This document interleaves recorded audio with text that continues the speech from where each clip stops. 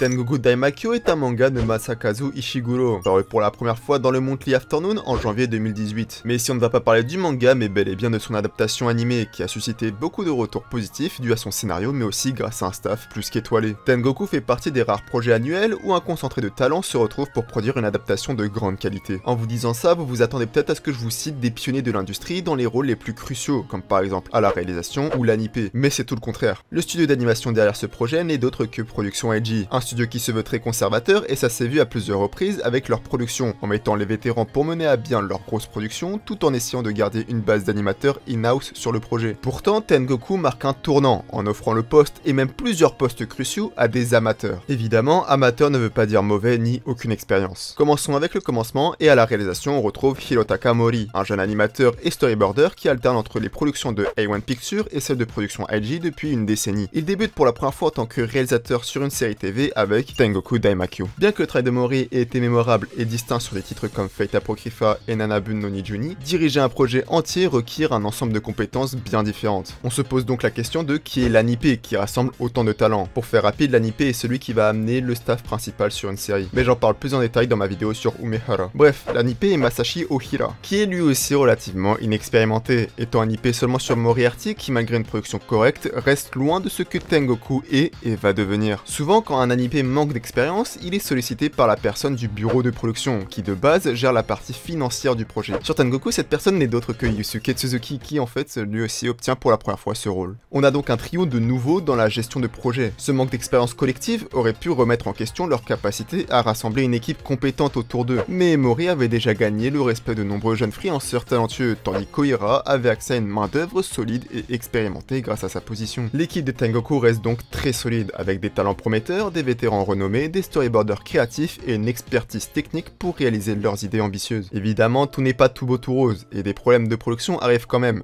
dans ce genre de production qui sur le papier paraît quasi parfaite. La série était initialement prévue d'être diffusée en avril 2022, soit un an avant sa diffusion réelle. En réalité, il est plutôt courant de dépasser la date de diffusion initiale, mais l'octroi d'un délai supplémentaire ne doit jamais être considéré comme une faveur bienveillante. Et puis même, le temps ne sert pas à grand chose si toutes les ressources et tous les talents sont dispersés. Mais pour le cas de Tengoku, ce gain de temps a permis à l'équipe l'inverse, c'est-à-dire donner la possibilité aux talents de contribuer de manière plus étendue que prévu, avec des directives au storyboard beaucoup plus détaillées et une animation méticuleuse. Pourtant, je viens de vous dire que Tengoku avait quand même des problèmes sur son adaptation. En réalité, ce problème n'appartient pas qu'à Tengoku, mais sur énormément de productions. Et c'est sur l'adaptation en elle-même et le format TV qui pose problème. Et les problèmes sont sur les deadlines TV et le nombre d'épisodes imposés. Il faut minutieusement trouver un équilibre sur la narration et comment tout bien agencer. Et on le voit dès le premier épisode où dans le manga, les POV sont séparés par chapitre. On commence uniquement avec la POV des enfants dans l'école, contrairement à l'épisode 1 où les deux POV jonglent entre elles. Les échanges de POV astucieux, d'autres totalement originaux, aboutissant finalement à un nouveau cliffhanger que dans le manga. Masakazu Ishiguro, auteur du manga, nous exprime son opinion par rapport à l'adaptation et de comment il voit les choses. Il nous fait comprendre qu'il adore l'animation et les directives prises dans les animés en cas de désaccord entre le matériel source et la vision du réalisateur. La vision créative du réalisateur prime et devrait être considérée comme une priorité et non pas copier le matériel source. Ishiguro finit donc toujours par dire tout va bien à chaque contrôle final du script et laisse une liberté à la réalisation. En parlant d'interview, on va revenir sur quelques paroles de notre cher réalisateur Hirotaka Mori. Il nous a partagé selon lui des points cruciaux capables d'élever l'anime Tengoku Daimakyo. Le réalisateur a constamment mis en avant certains aspects, en particulier la musique, les décors et la photographie. Et ça tombe bien, car jusqu'à maintenant j'ai uniquement mentionné un jeune réalisateur inexpérimenté et son personnel de soutien qui s'attaque pour la première fois à un projet décent. La musique, les décors et la photographie sont trois départements essentiels où la direction expérimentée joue un rôle clé dans le succès d'une série. Kensuke Ushio sera le compositeur de la musique. Sa musique est appréciée pour son langage parlé, je m'explique. Contrairement à la plupart des séries où il se contente de glisser-déposer sur la piste son, Ushio utilise des tempos et des rythmes plus complexes et irréguliers qui sont en accord avec le storyboard. Naoko Yamada l'a démontré dans son film Lise et l'oiseau bleu, où la musique est synchronisée avec ce qu'il se passe à l'écran. Cette manière de composer est plus abordable à réaliser dans un film qu'une série TV, mais Hirotaka Mori s'en sort plutôt bien, et la musique de Ushio résonne toujours parfaitement. Pour ce qui est des décors, ils sont dirigés par Yuji Kaneko et l'équipe de son studio Dao Shashin, un art et une équipe dans les tops des meilleurs artistes de l'industrie. Pour le plus récent, on retrouve son art sur Usama Ranking, mais cette fois-ci c'est dans un contexte post-apocalyptique et un paradis moderne. Yuji Kaneko, maître de son art, sait bien utiliser et alterne entre peinture analogique et numérique. Mais pour encore plus contempler son art, Kentaro Waki, pilier de l'industrie du côté compositing et de la partie sur la production de Tengoku. En bref, le compositing est la dernière étape de la conception visuelle d'un animé, où l'on rassemble chaque calque, animation, décor, 3D, etc. pour harmonisé et que le spectateur ait l'impression que tout est dans le même univers. J'ai fait une vidéo plus détaillée sur ce sujet, n'hésitez pas à aller la voir. Pour en revenir à Waki, de base, il a un style très détaillé et agressif dans son compositing, où l'essence même de l'image brute est complètement redéfinie par son style. Pourtant, sur Tengoku, il a su s'adapter, et c'est là qu'on se rend compte du niveau de Waki à changer complètement de style tout en conservant un rendu splendide. On va passer côté animation, et un point intéressant, c'est la présence de Tetsuya Takeuchi en tant que storyboarder des scènes de combat sur certains épisodes comme le premier. Le réalisateur Hiro Takamori laisse carte blanche à cette tasse de l'animation, en le laissant storyboarder et faire l'animation à lui tout seul, ou en demandant de l'aide à des amis, ou même à ses propres disciples, comme le grand Ryo Araki.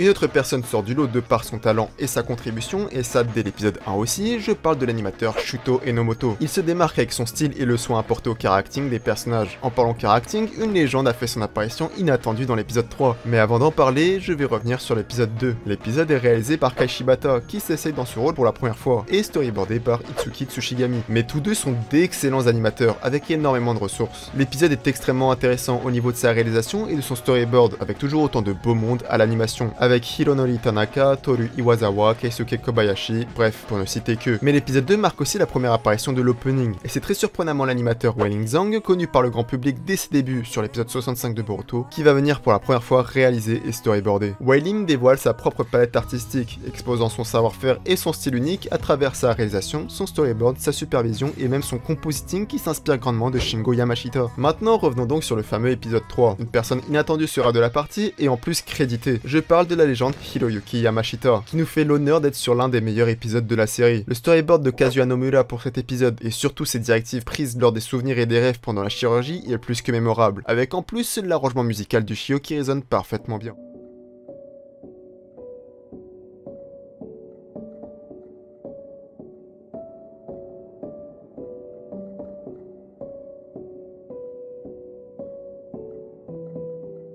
Mais c'est bien le retour de Shuto Enomoto qui vient s'imposer en tant que superviseur de l'animation et animateur sur l'épisode. Je vais évidemment pas faire tous les épisodes, sinon ça prendra encore plus de temps, mais je pourrais parler de l'épisode 8, réalisé par Ryo Nakano, mais surtout storyboardé par Haruka Fujita, ancienne de Kyoto Animation qui n'avait pas touché un storyboard sur une série TV depuis son départ de là-bas en 2020. Un épisode toujours autant rempli d'émotions, avec une direction et un Ushio toujours au top. Puis je pourrais aussi parler de l'épisode 10, storyboardé et réalisé par Kai Ikarashi, qui pour la première fois touche à de la réalisation, étant habituellement seulement storyboarder et superviseur de l'animation, au rôle qu'il laissera à Tetsuya Takeuchi. Ce duo mythique, qu'on ne reverra peut-être plus jamais, nous ont offert un épisode qui restera dans les mémoires. Que ça soit pour sa qualité et cette palette remplie d'expressivité, ou encore ses perspectives qui sont l'une des marques de Kai Ikarashi, futur grand pilier du studio Trigger. En bref, Tengoku Daimakyo fait partie de ces productions où les astres se sont alignés pour en faire un produit de grande qualité.